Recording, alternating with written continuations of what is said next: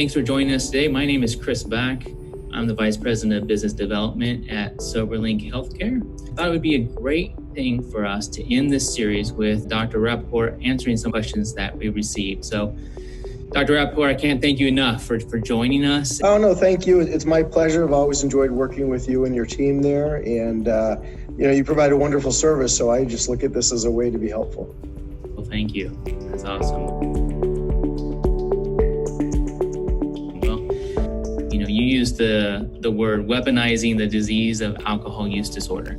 How can we help in eliminating this form of weaponizing from future child custody cases? Well, I think we have to create a situation where a parent does not have the ability to restrict another parent's parenting time. It's much better to have a system set in place by the court where there's regular alcohol monitoring, and parenting time is contingent upon that, upon doing it and passing it. And it also, most importantly, takes away the risk of the child witnessing this conflict between mom and dad, or mom and mom, or dad and dad. Yeah, we agree. I know at Soberlink, our number one goal is to keep the best interest of the child. We know there's this great balance between keeping the child safe and also keeping that parent who is struggling with alcohol abuse in their lives, to be a parent. All right, in episode 2, you talked about the dynamics of the parents not living under the same roof and how it's difficult to earn trust back in the relationship with a parent who has been accused of abusing alcohol. What would you say to a parent, in that situation who is not on board with doing alcohol monitoring? The bottom line is this. It's about you seeing your child and your child seeing you. And you love your child and you want a good relation with your child, and you want your child to grow up emotionally healthy as well as physically healthy. And I know you believe that it's critical that you have a lot of time with your child in order to help that child develop.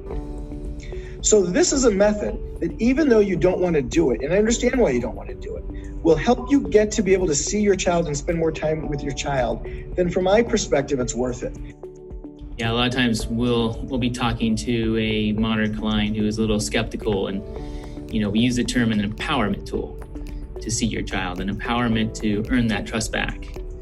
But then we go forward. What if the reverse is happening? What if the person who's getting the results from the monitored client, the concerned party, what if that person doesn't want to do alcohol monitoring? What would you say to that parent? Well, then you have to wonder what the real motivation is of that parent. Right. Because if you are truly looking at your child's best interest, then wouldn't you want your child to have a healthy relationship with the other parent? There's a lot of situations where you have parents who are angry at the other parent and wanting to punish them, and that they have difficulty seeing that it's actually harming their own child. Yeah, I think I always see the situation where attorneys are trying to say, hey, this is going to be good for the child at the end of the day. And when both parents can see that bigger picture, it really comes together at the end in these mediation talks, or even in the court when, after they've used a system for a while that they can trust. We have 2 different programs, a level 1 that's centered around parenting time only, and a level 2, which is daily testing, where they're doing testing 7 days a week. How do you suggest family law professionals make a decision about which level to choose? I think that's something that family law professionals are like, okay, I know we have a problem. I got 2 parents that are willing to do something like this. How do I choose the right program? If you had to pick one over the other, I'd rather go with the throughout their time. And there's more monitoring than less monitoring. But to answer your question, there are cases where I don't think it has to be all the time. So it really depends on what the allegations are. If the allegations are not that a parent is drinking 4 or 5, 6 nights a week, but sometimes on the weekend they go out and get drunk and it's just way too much and it's occasional, then you might just want it during parenting time. That it might be acceptable for them to be that way when they're not with their children, but you want to ensure that when they're with the child, that they're not drinking that way. So in my mind, it depends on what the allegations are around the alcohol use, the severity of it, the frequency of it. And those are really the things that I take into account. Agreed. When should a family law professional, seek an addiction specialist? I mean, is there a certain social cues that you say, hey, we need to go down this path? Well, I think family law attorneys have an obligation not just to represent their client, but to also think about what's in their best interest. And if they have a client who they know or they suspect has an alcohol use disorder, I think it behooves them to try to get them into treatment and also help their clients understand that if you go into therapy, the courts often do that positively, not negatively.